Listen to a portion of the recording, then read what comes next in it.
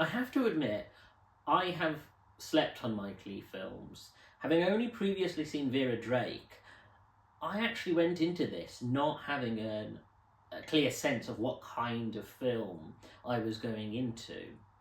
Set in contemporary Britain, all I knew is that it was about a woman who came across as quite an aggressive personality, but really delving into the emotional turmoil that was going on underneath.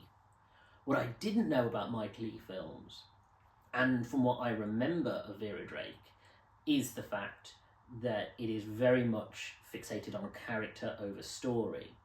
Now, Hard Truths is very much about character over story, where you are simply following someone across their day and their interactions in a very undramatic fashion. It is very much about how someone's day could go, particularly someone who is struggling with what one would chalk up to depression and anxiety, but masked through aggression, through confrontation, a personality that is quite extroverted to some degree, but really hiding deeper levels of pain. And so you just see this character going through their day-to-day, having really difficult, even sometimes darkly comedic interactions with people.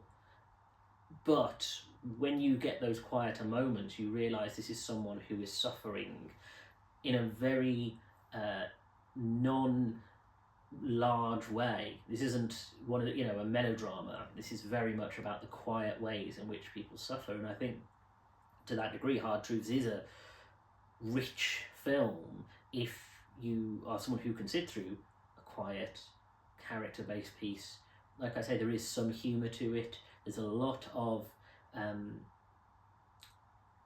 naturalist drama, but ultimately it is quite a difficult sit in a very good way, because frankly I think it is a very interesting film, and I do think that it tells you something about the human condition and allows you to empathise in a way that films that are much more driven by story can't. And I think therefore it is the kind of thing that would make me want to look at other Mike Leigh films, because I do think there is depth, I think there is quiet that you don't get a lot in cinema, and I think it really sat with me after seeing it for a long time.